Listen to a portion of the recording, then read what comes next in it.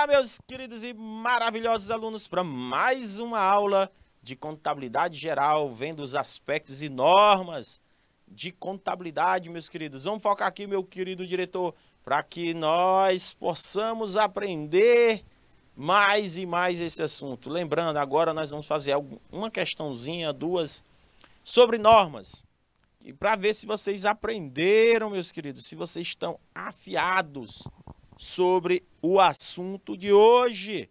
Olha só, o exame de suficiência, questão atual, meus queridos, 2021.2, do ano passado, recente. De acordo com o que preconiza a resolução, ou seja, foca a resolução do Conselho Federal de Contabilidade, de acordo com a resolução de número 1328 de 2011, assinale a alternativa correta. Alternativa correta. Quero ver de vocês. Determinado contador, quando atua como perito contador, não precisa seguir as normas brasileiras de contabilidade, pois se trata de um trabalho além do que preconiza tal regulamento. Será que é verdade, gente? As normas brasileiras, letra B, as normas brasileiras de contabilidade profissional somente estabelece preceitos de conduta profissional e padrões de procedimentos técnicos necessários para o adequado exercício profissional. Letra C. Quanto ao Conselho Federal de Contabilidade, emite um documento que busca que esclarece assuntos de natureza contábil, com definição de procedimentos a ser observados, tendo a interpretação técnica. Letra D. Quando se elabora uma norma brasileira de contabilidade, pode ser aplicada em caso de asseguração convergente com normas brasileiras emitidas pelo Conselho ou pelas normas internacionais. Trata-se de uma norma de asseguração de informação não histórica. A Nina está dizendo que é letra D. Quero ouvir de vocês. É letra D? É letra A? É letra B? É C? Me respondam aí, meus amados alunos de todo o nosso Piauí. Quero ouvir de vocês, meus amados alunos.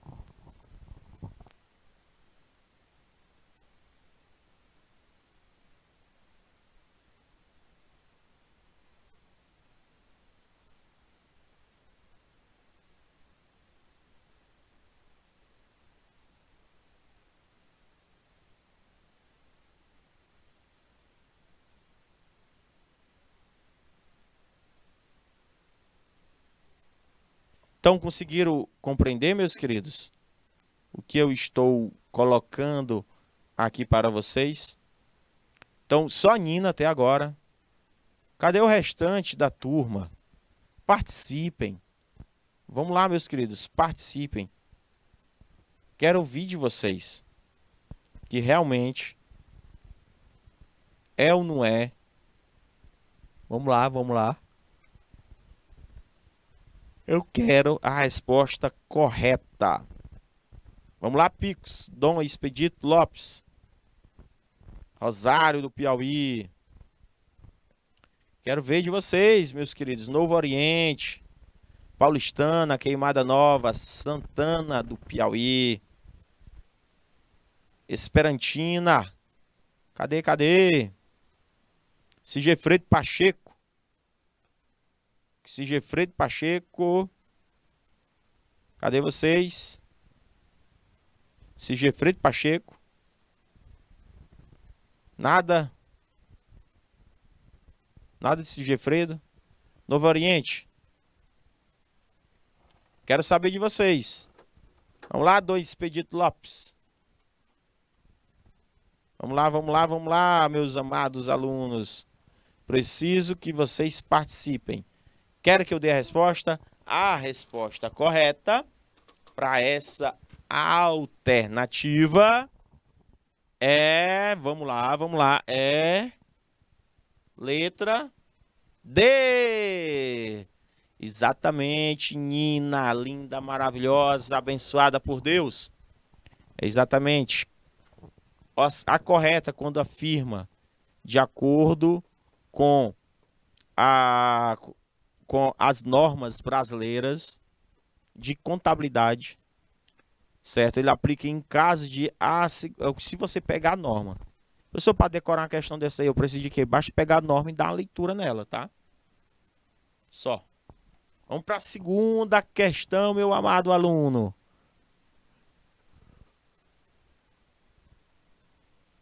O artigo 2 da resolução do Conselho Federal de Contabilidade de número 1328 classifica as normas brasileiras de contabilidade em profissionais e técnicas. Isso é verdade. Qual o conjunto de normas relacionadas a seguir não condiz com a estrutura das normas de contabilidade profissional? Profissional. Lembra que eu falei para vocês, eu ensinei o macete de como um aqui não representa o profissional? Vamos lá. De perícia, a norma brasileira de contabilidade técnica profissional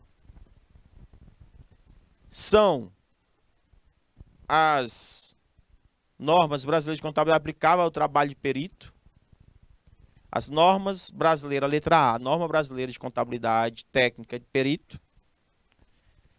B, norma brasileira profissional geral. C, norma brasileira profissional peritos. D, auditor independente, norma brasileira profissional de auditor. Essa é fácil. Só por causa de uma mudança de letra, ele está perguntando, não condiz com a estrutura técnica. Ou, desculpa, não condiz com a estrutura das normas de contabilidade profissional.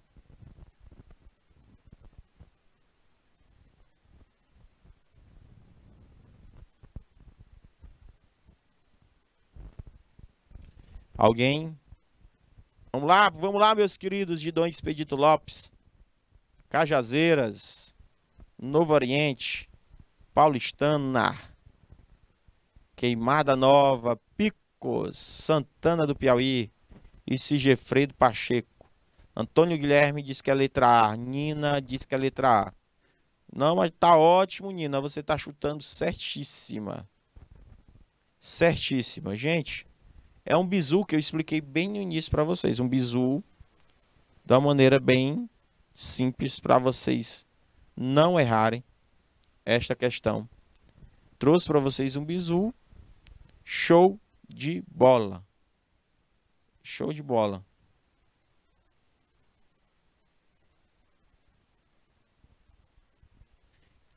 Vamos lá. A resposta correta é letra A, gente. Por quê? Gente, de cara, não tem nem o que falar, ó. Ó, o Tzinho aqui, ó.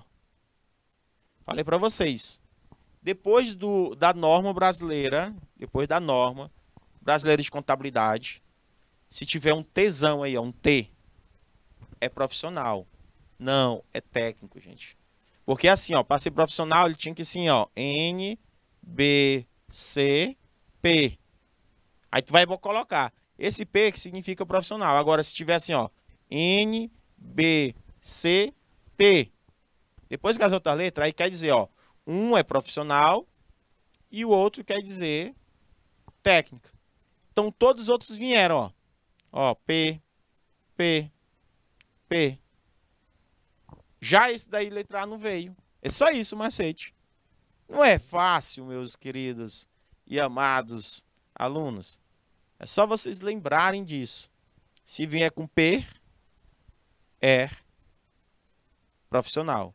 Se vier com T, um Tzão, significa que é norma brasileira de contabilidade técnica. Pronto, meus amados alunos. Questão fácil. Mamão com açúcar. Se cair na prova de vocês, vocês não erram. Professor, vamos para a segunda e terceira questão de uma maneira bem simples. Certo? Vamos lá. As normas brasileiras de contabilidade, convergente com as normas internacionais emitidas pelo International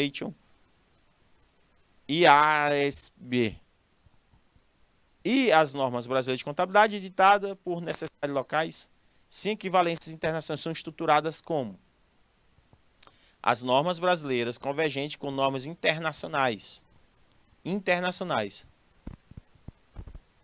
com normas brasileiras de contabilidade editadas pelos locais, sem equivalência, são estruturadas como norma brasileira de contabilidade geral, internacional, PI. Vamos lá. Não sou uma das melhores para lembrar das coisas. Isso você tem que lembrar. Vamos para a outra. Determinado contador, quando atua como perito contador, não precisa seguir as normas brasileiras de contabilidade, pois se trata de um trabalho além do que preconiza. E aí, vocês acham que a pessoa que vai trabalhar como perito, ele pode trabalhar de qualquer jeito, não precisa das normas brasileiras de contabilidade? Muito bem. Pessoal aí de Esperantina, eu acho que é Cajazeiras, colocou a terceira como errada. Rômulo Santos colocou a terceira como errado. E a segunda? Grande Rômulo Santos. Cajazeiras. Vamos lá, pessoal de Cajazeiras. Colocou a terceira. E a segunda, pessoal de Cajazeiras? Podemos chutar o que essa segunda questão? Vamos lá. Tempo!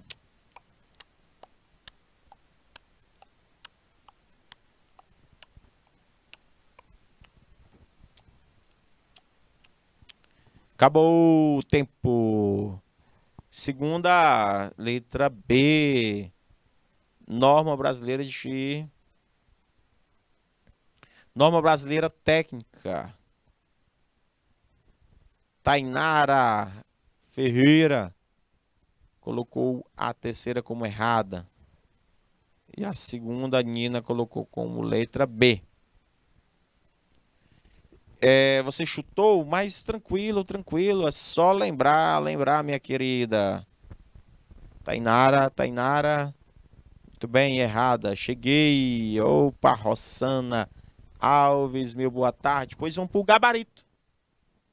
A resposta correta da segunda questão é letra A, meus queridos.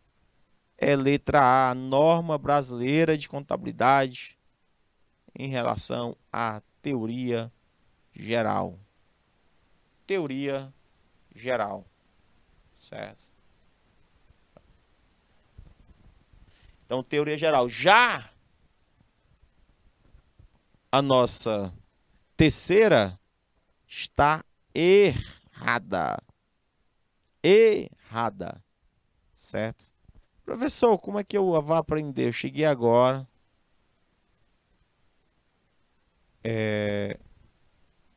De que forma eu vou aprender este assunto? Revisando minhas aulas e procurando no Google. Ler bastante sobre as normas. Mas valeu, meus queridos. Parabéns aí quem acertou e também parabéns para quem tentou e não acertou. Certo? Não tem problema, é assim mesmo. Este assunto, ele não é fácil. Extremamente fácil.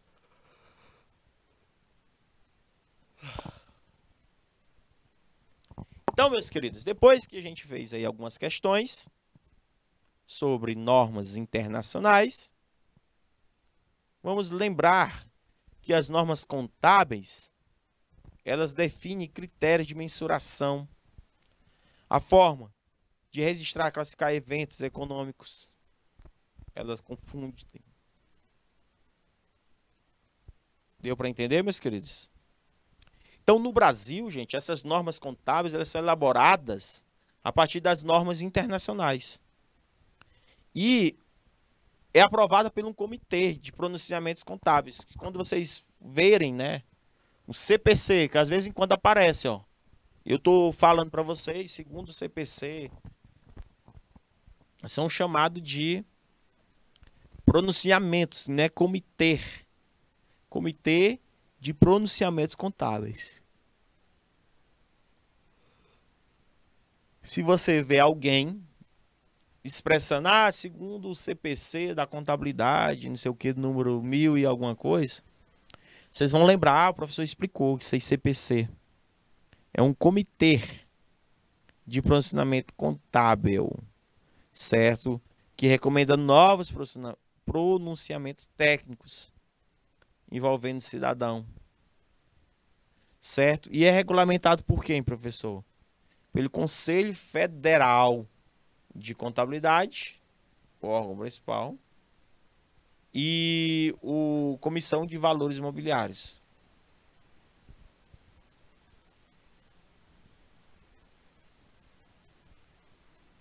Conseguiram compreender? Qual o objetivo das normas internacionais de contabilidade? Quais os objetivos? O objetivo é isso, gente, fornecer informações, e essas informações para que eu possa padronizar minhas tomadas de decisão. Eu não fazer de maneira empírica, Rômulo. Eu não posso fazer os cálculos de maneira empírica. Até nas cozinhas. É tudo padronizado. Tudo. Sacou aí, gente? Sacou? Então, nós temos que ter... Tudo é padronizado. Então, o Conselho Federal de Contabilidade e a Comissão de Valores Imobiliários, eles têm essa responsabilidade de trazer essas normas contábeis. A contabilidade, gente, é uma ciência social aplicada. Ela não é uma arte, ela é uma técnica. Coloca na cabeça de vocês. A contabilidade é uma técnica. Por esse motivo, possui objeto de estudo próprio. Seus princípios são vetores, ou seja, ele direciona a gente na tomada de decisão. Essas normas, eles tem tipo um caminho para a gente deve seguir. Deu para entender, Rômulo? Por exemplo, o Rômulo ele quer tomar uma decisão sobre uma demonstração contábil, sobre uma finança de uma determinada empresa. Ele precisa entender os princípios da contabilidade. Esses vetores da contabilidade. Esses princípios, eles servem para quê? Eles são teorias. Eles dão um sentido amplo a essa ciência social, que a gente pode tomar a decisão. Porque, segundo o Manual de Contabilidade Societária, ele diz que os princípios contábeis são regras. Obriga, é claro, maior julgamento e maior análise, exigindo maior preparação. Por outro lado, permite que se produzam informações contábeis com muito mais qualidade e utilidade. Dependendo, é claro, da qualidade com que os contabilistas exercem essa profissão. Por isso que nós temos que estudar bastante. Estudar bastante sobre essa contabilidade. Deu para entender, Nina? Como é a importância dos princípios contábeis? A gente não viu as normas contábeis, agora nós estamos vendo os princípios da contabilidade.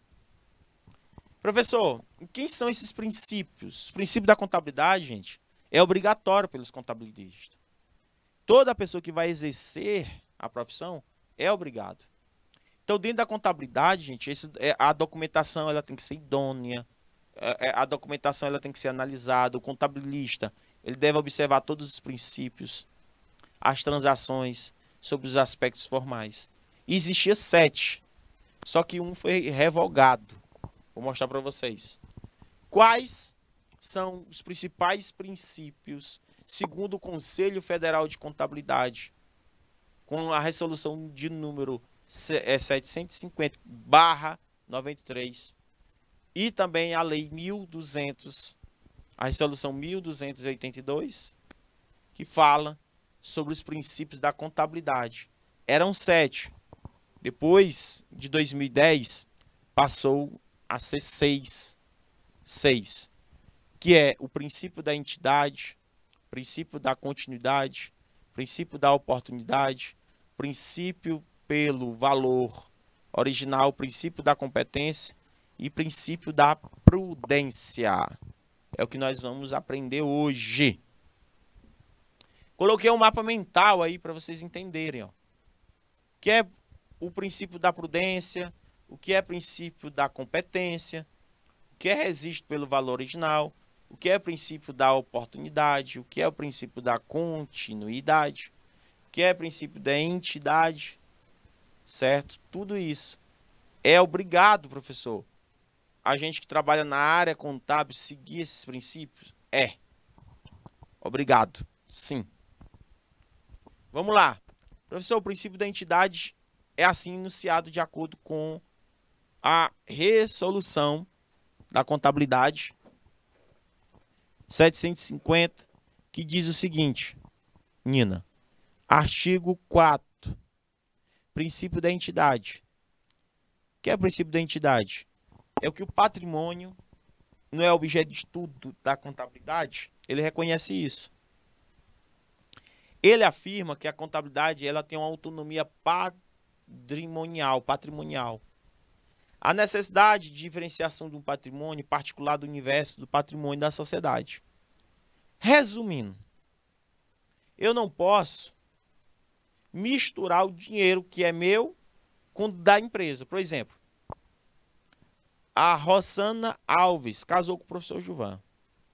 E nós resolvemos colocar uma empresa. Quando a gente resolve colocar a empresa, a Rosana diz assim para mim, amor, eu posso tirar 5 mil reais do caixa para poder comprar de roupa para mim e para o neném? Aí eu digo, amor, não pode. Porque existe o princípio da entidade. Na contabilidade, que a gente não pode misturar o profissional com o pessoal. Aí nós temos que refletir isso. Não pode misturar as coisas. Conseguiram compreender? Conseguiram entender o que é o patrimônio? Pertence a quem? A entidade, não pertence a mim. Não pertence a Nina. Pertence a empresa. Conseguiram compreender? O princípio da entidade, ele remete a isso. Olha só. Eu até coloquei um exemplo aí. O que significa o princípio da entidade? Afirma que a soma ou agregação do patrimônio autônomos não resulta da nova entidade. É uma entidade controlada ou coligada.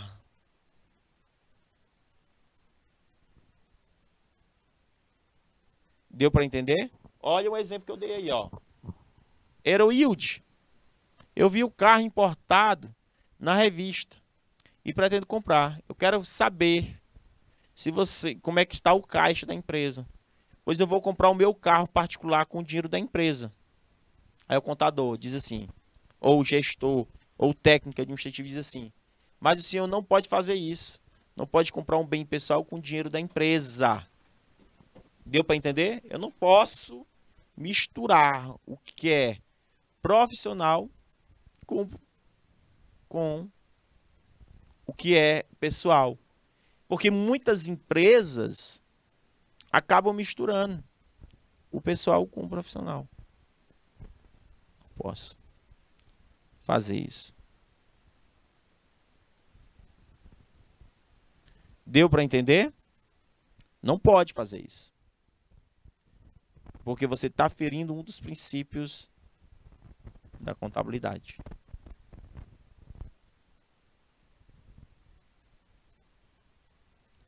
Deu para entender, gente? Tranquilo?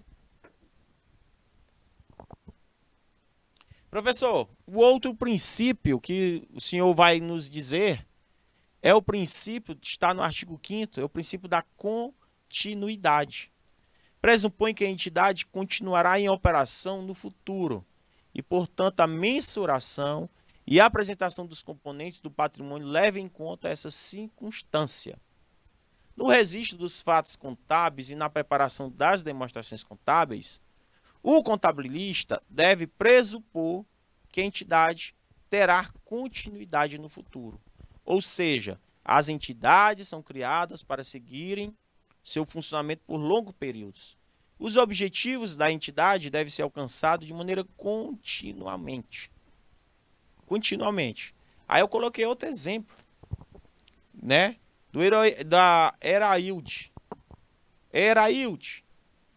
Sabe aquele meu primo que abriu uma loja que só vende casaco de lã em plena beira-mar?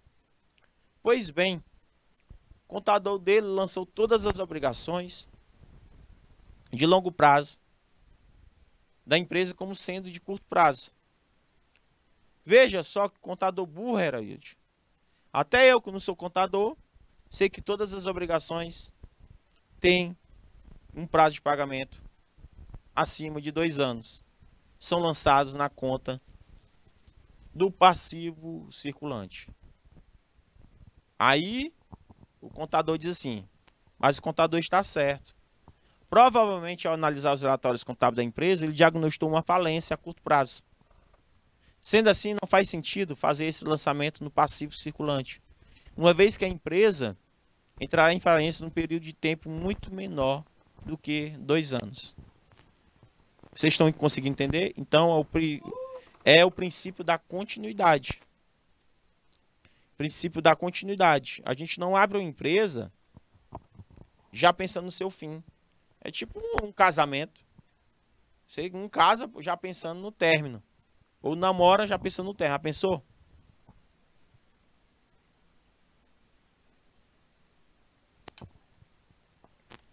Você já casar pensando no término? Não.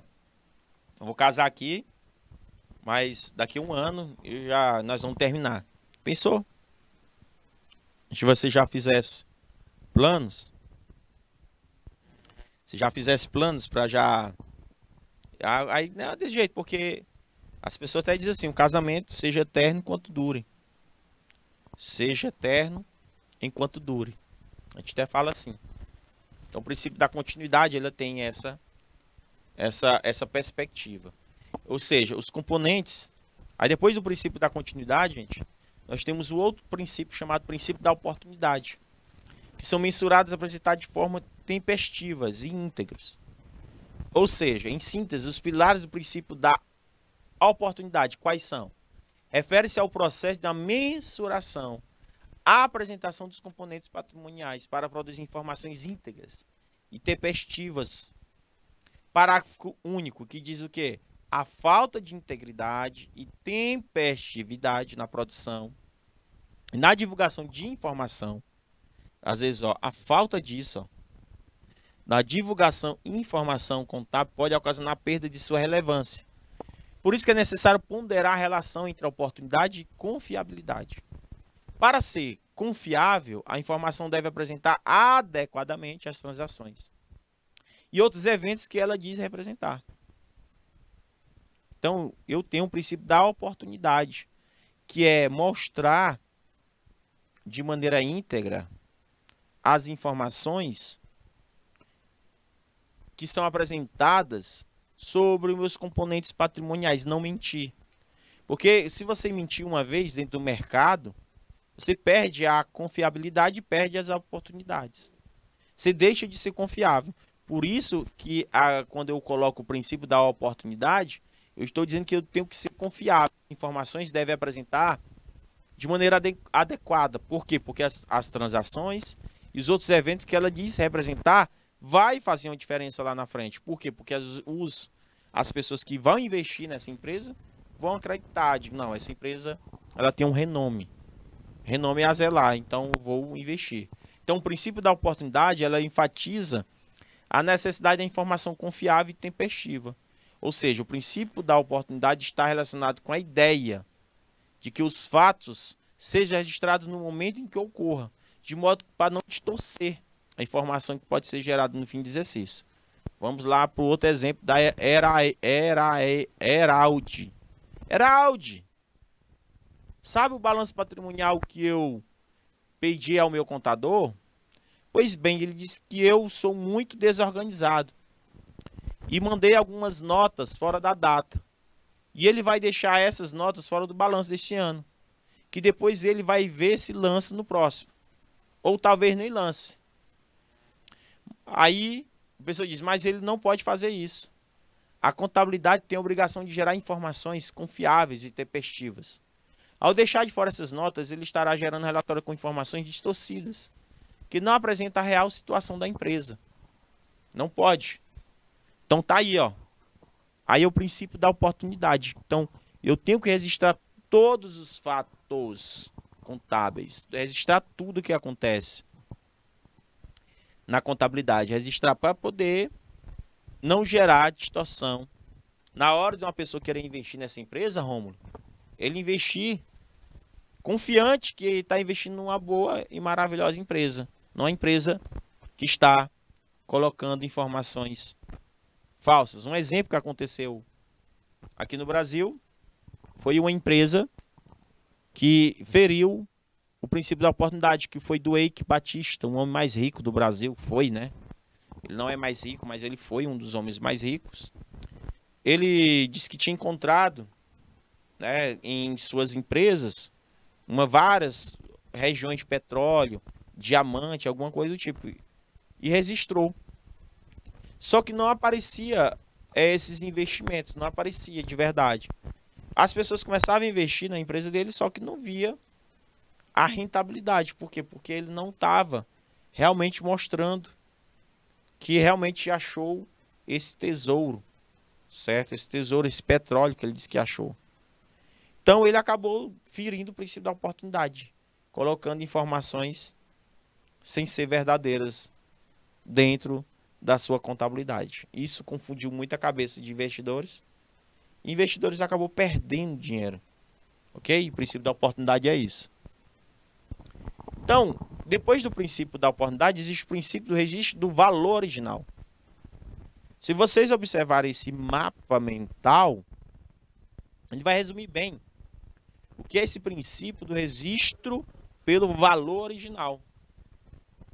Que o componente do patrimônio, que é o patrimônio líquido, ele precisa ser registrado, certo? Mas ele tem uma atualização de acordo com a resolução do Conselho Regional de Contabilidade.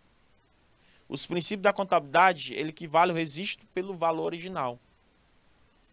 Então, o que é isso, professor? Embora aceito universalmente como medida de valor, não representa uma unidade constante no termo. Ou seja, se vocês observarem aqui, ó, o princípio do valor original sofreu alterações mais profundas com a edição da resolução do Conselho Regional Federal com a Lei 1282 de 2010.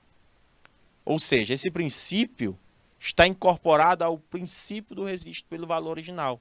Ou seja, gente, os pilares desses princípios são o registro original pelo custo efetivo e o reconhecimento dos períodos futuros, ou nas avaliações subsequentes das avaliações de custos históricos, considerando o custo corrente do valor realizável.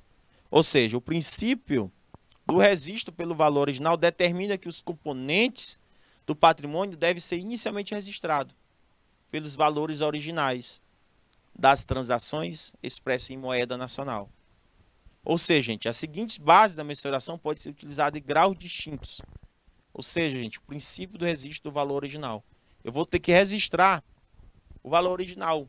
Não posso alterar o valor expresso em moeda nacional. Não posso.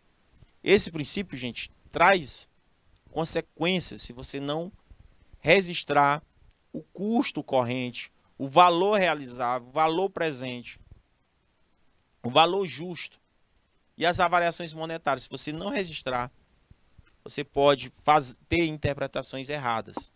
Quais são essas variações que a gente tem que registrar? nós temos o custo histórico, que são os ativos, são registrados pelos valores pagos, ou serem pagos em caixas, o equivalente de caixa, pelo valor justo. Variação de custo histórico. Variação do custo histórico. O que quer dizer, professor? Uma vez integrada ao patrimônio, os componentes patrimoniais, ativos e passivos, podem sofrer variações do custo corrente. Esses ativos são reconhecidos pelos valores de caixa ou equivalente. Devem ser pagos a esses ativos. Os passivos são reconhecidos pelos valores em caixas ou equivalentes, não descontados, para liquidar uma determinada obrigação. Deu para entender? Igor, Madison, Davi, Alana, U e professora Eliana. Tá friozinho aí, né, gente? Aí um frio. Frio bom para tomar um vinho, né? Rômulo Santos. Um friozinho bom, né, bichão? Ô, rapaz, traz esse frio pra cá. Seria bom para nós. Então tem essa questão da variação corrente do custo. Valor realizável, gente. Os ativos mantidos pelos valores em caixas ou equivalentes, quais poderá ser obtido em venda de forma ordenada. Os passivos são mantidos pelos valores de encaixe equivalente, não descontados.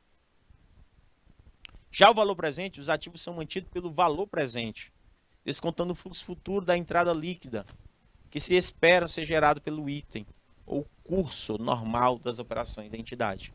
Ou seja, os passivos são mantidos pelo valor presente, no qual eu vou descontar o fluxo futuro do caixa. Então, vocês observem que o princípio do registro do valor original, ele é de suma importância para as tomadas de decisões futuras e presentes. Porque são os valores realmente que entram, que fazem totalmente a diferença para que a gente possa entender e compreender, meus amados alunos, essas questões. Essas questões, elas são de suma e hiper mega importância. O valor justo é o valor com o qual o ativo pode ser trocado ou um passivo liquidado em partes conhecedoras. Disposta a isso é uma transação sem favorecimento.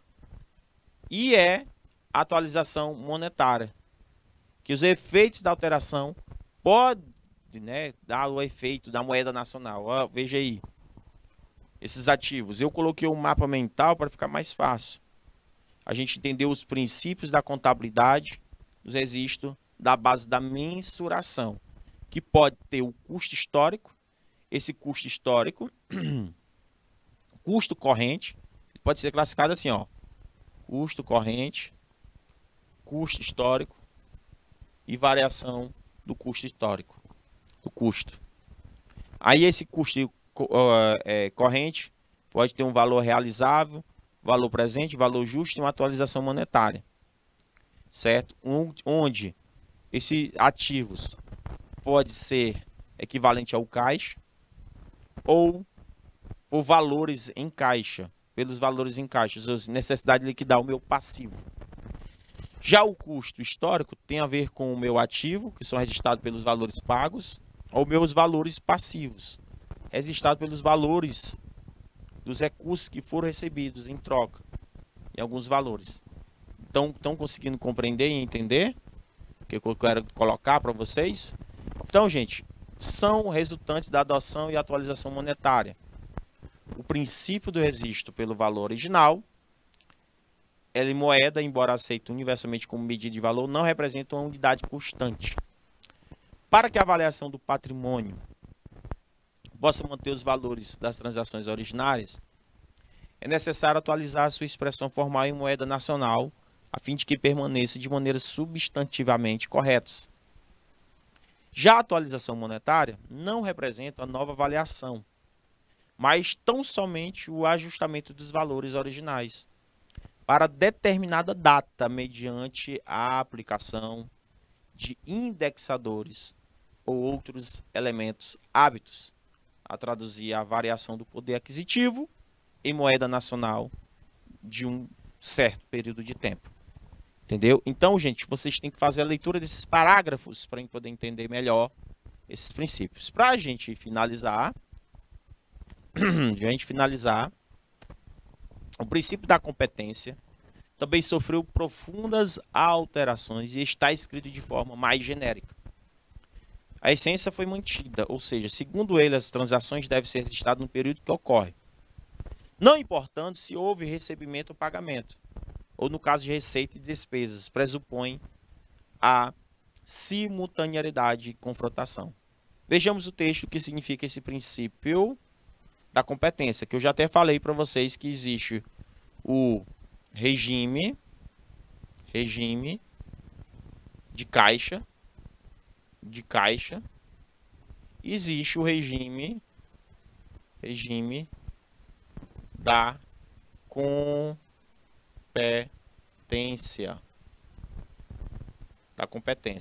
Há diferença de um para outro. Existe o regime de caixa e o regime de competência. Então, o princípio da competência determina os efeitos das transações e outros eventos que sejam reconhecidos nos períodos que se representam.